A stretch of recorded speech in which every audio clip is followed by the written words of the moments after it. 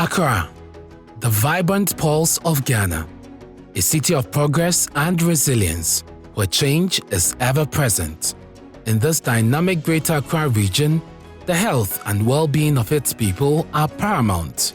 It has direct consequences on the socio-economic development of the country. Therefore, access to quality healthcare is not only a fundamental right, but a key requirement for this thriving region. In the face of evolving healthcare needs, the government of Ghana has risen to the challenge, investing heavily in health infrastructure in Accra and beyond. From cutting-edge technology to state-of-the-art facilities, every investment is a step towards a healthier future. Join us as we explore the monumental strides being made in Accra's healthcare landscape.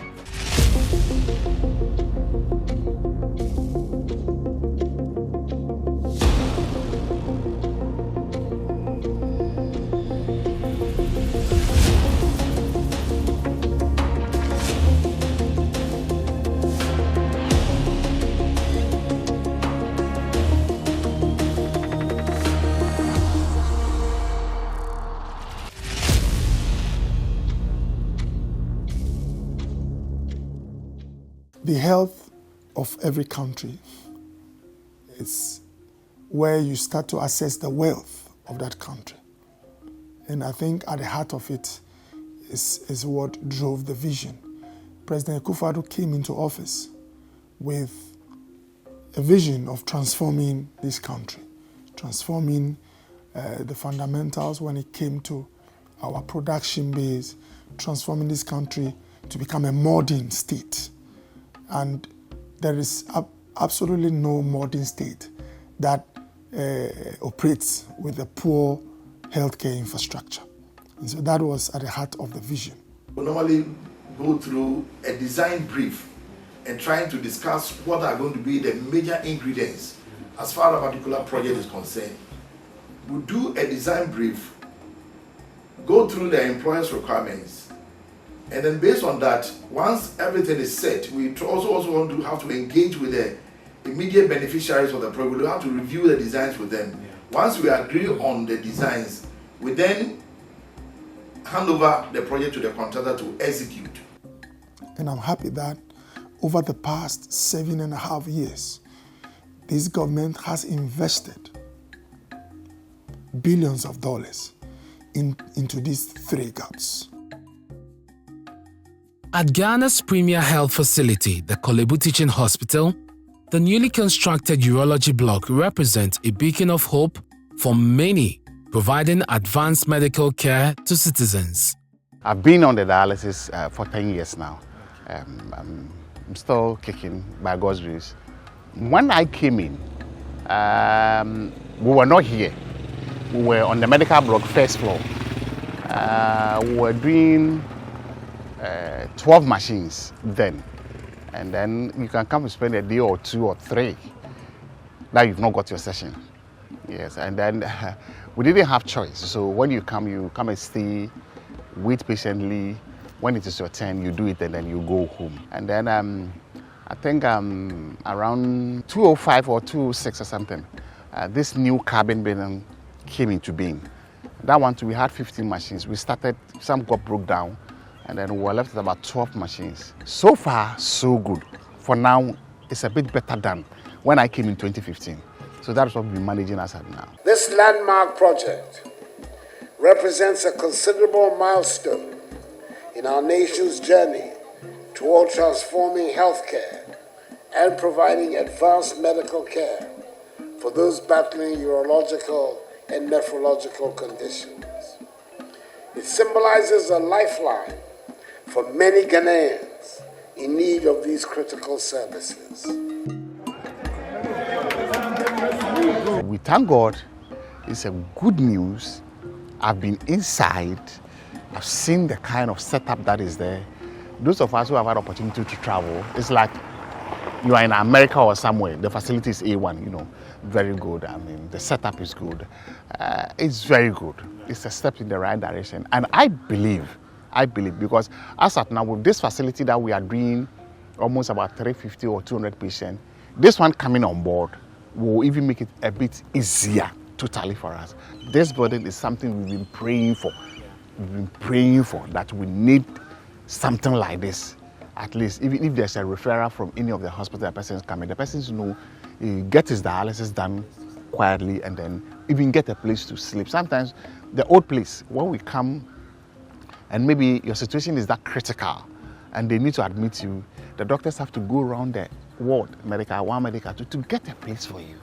Now that we have a department that is for us, which we have a ward, we have everything, at least when they need to keep you, at least you can have a place to, doctors will not have to go rush themselves looking for a place. So we pray even more of this should be in the district and then the regional capital so that Korle Bu can rest more.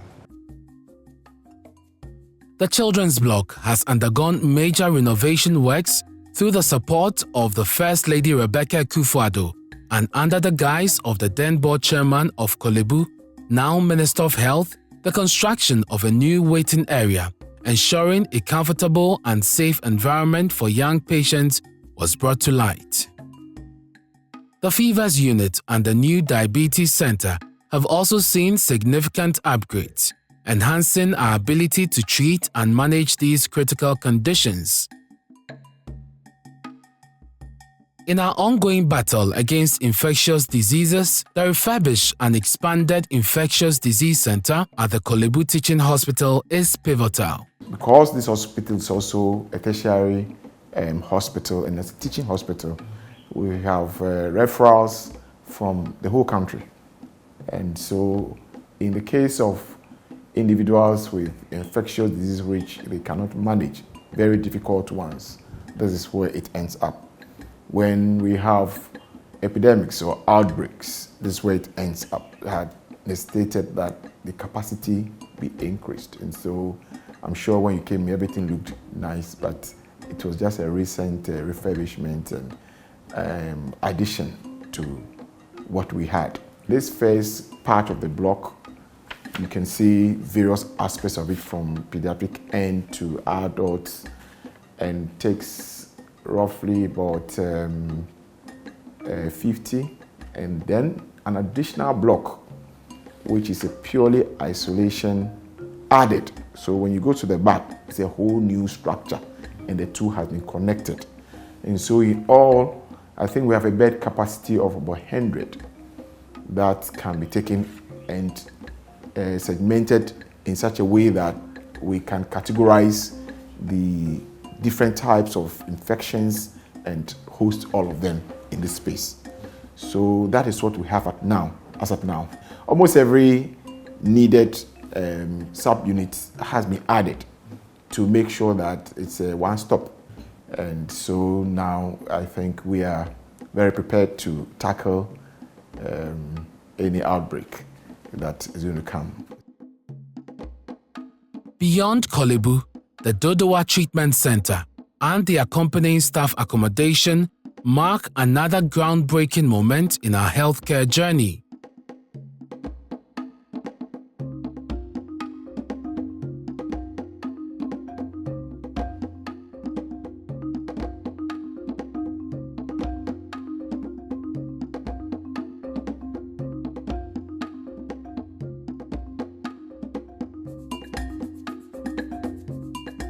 At Pantine, the Treatment Center and the Infectious Disease Training Center stand ready to serve and educate, producing a new generation of health professionals.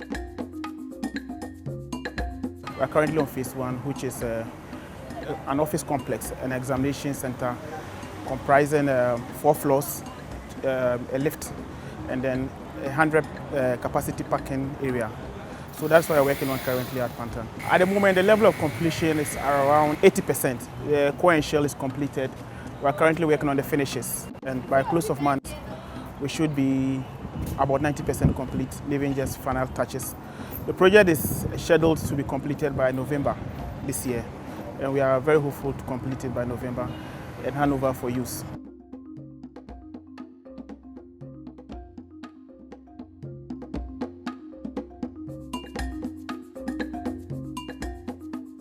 In embracing technology, government has introduced drone medical services delivery, ensuring timely supply of essential medicines and health supplies to all parts of the country, especially remote areas. This move, together with other digital initiatives, are dramatically revolutionizing healthcare delivery. In terms of modernizing healthcare, beyond brick and mortar, I can say without any doubt, is the e-health, the government e-health project, which seeks to, digitize the data and records of all patients in Ghana. The National e-health project has been deployed as a holistic healthcare platform. Real-time data collection from connected LIMS facilities has provided health stakeholders and disease control experts a unique opportunity to enable health policy decisions for the entire health continuum in a manner never envisioned before. 6 teaching hospitals, 10 regional hospitals, 243 hospitals, 3 psychiatric hospitals, and 50 polyclinics are all deployed with LIMS, with over 1,000 health centers deployment currently ongoing at the moment. This is really massive when you think about it. I believe Ghana has reached a major milestone today, and I keep saying it is possible. And I'm happy that when you go to Kolebu now, when the doctor is writing and sending your details to the ward, those on the ward have all information on the tablet. Before you get to the laboratory, now you don't have a situation where they write prescription for you, and when you get to the pharmacy, it is missing. The pharmacy unit has all your details right from the consulting room. These are the things that show that countries are modern, and I'm happy that the government of Ghana has found the money to pay. The reason why we've not done it in many years is not disinterest. It's because we did not find the resources. And this is a multi-million-dollar project being paid for to make sure that we also experience what others experience in the developed world. Let me take you to Waja, where the new Children's Hospital represents another jewel in the healthcare crown. This project initially was designed for a 2-story, 48-bed capacity, but later it has been upgraded to 120-bed, which include we have intensive care unit, we have theaters, we have consulting rooms, we have wards, we have ICU, we have CT scan, we have X-ray units, we have laboratory, we have dental unit, we have eye, and then we normally call ENT. We have all those units.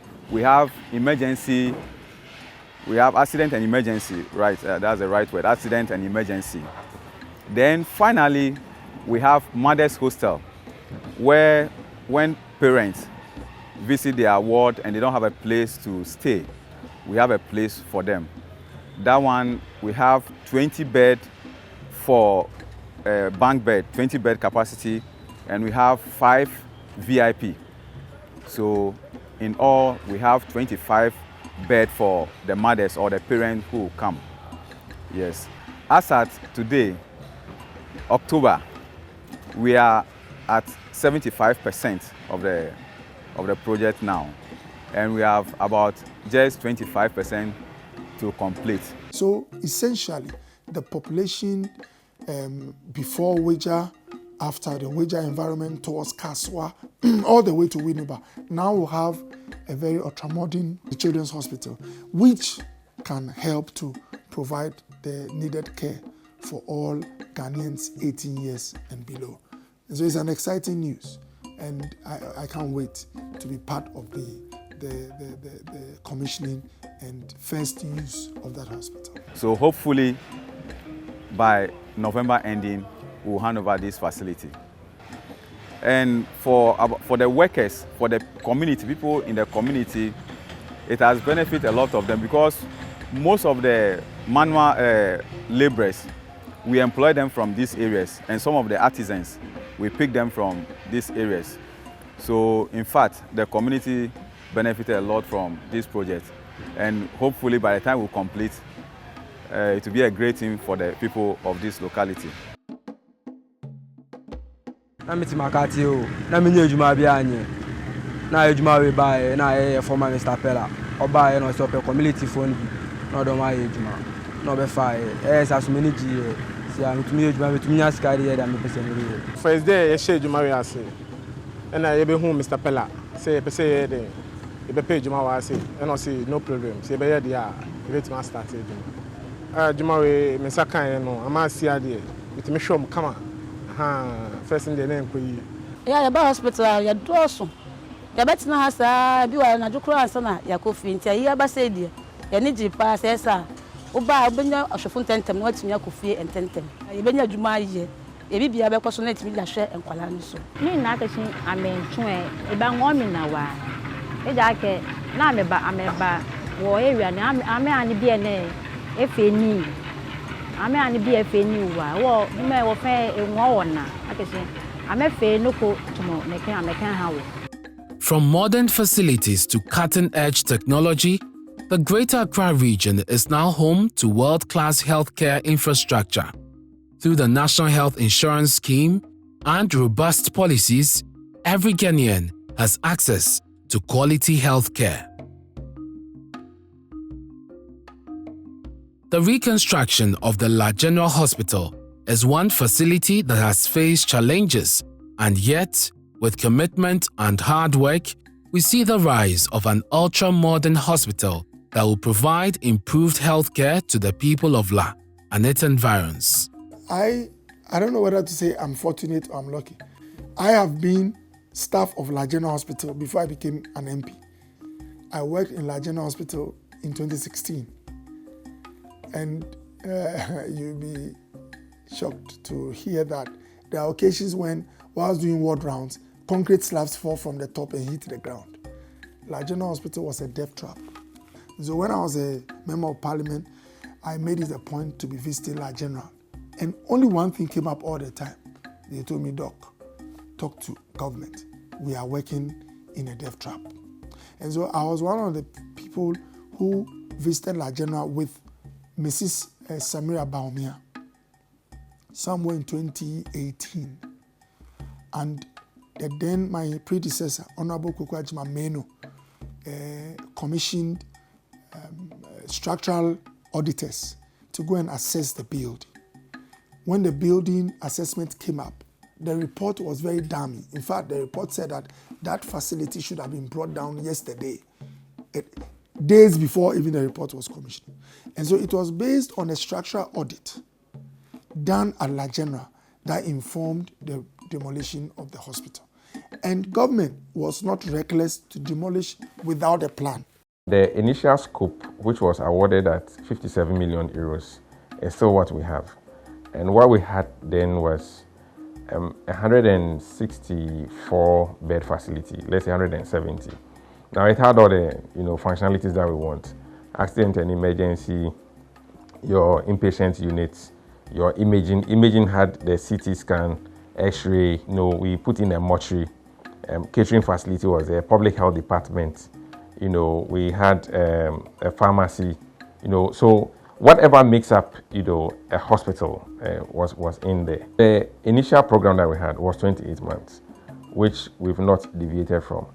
When we started, the plan was to raise the structure and complete some sections for use.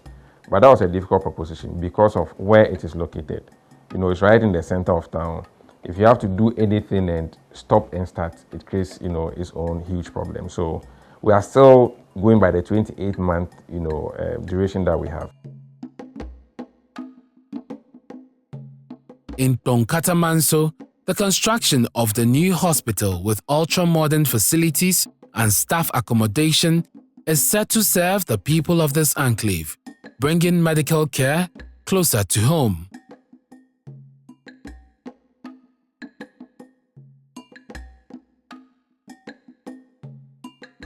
And so when you look at the University of Ghana Medical Center, phase 2, for example, I start to be corrected, but it's worth billions of dollars. The facility was approved in the 7th Parliament when Akufo-Addo became president. And what it means is that without the input of this government, even University of Ghana Medical Center wouldn't have been functional. We have put in some mechanism for almost every project we execute. We have a minimum of 3 years maintenance agreement that is factored as part of the project. So that once the project begins to run, you hand over the project and it has to run for about 3 years.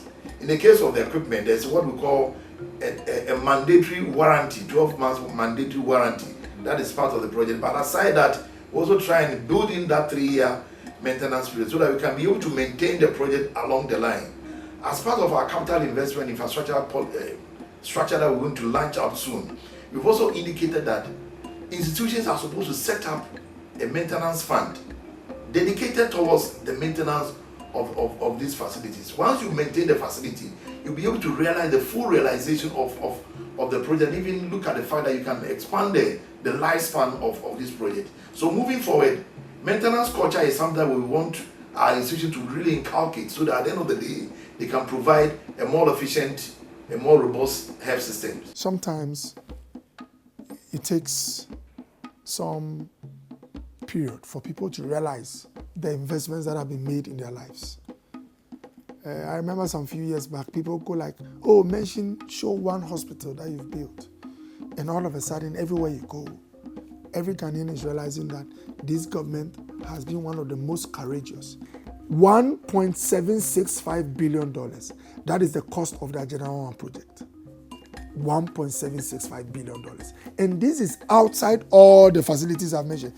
La General 50 million euros is not part of this. 90 million euros at Efia Quanta is not part of it. 70 million euros at East Regional Hospital is not part of this. The Vamed Clinic, 70 million euros is not part of this. The Urology and Nephrology Center is not part of this. All the facilities are not part of this. Agenda 1 alone. And I'm happy that when you go to Pram Pram, you now start seeing Agenda 1. When you go to Ashanti region, you see Agenda 1. And by the grace of God, President Akufo-Addo, before he hands over power to the leader that God himself is going to give us, I believe that is going to be Dr. Bawumia, is going to commission some of the Agenda 1 projects. My wish as the Minister for Health for this Republic, that every promise, every undertaking of this government, even for those that were seen in the beginning as being unreal, it is my prayer that just as my uncle and beloved Domahini said, it's my prayer that every Ghanaian will realize that when we dream it, it is possible. That when we desire it, it is possible. That when we work for it, it is possible.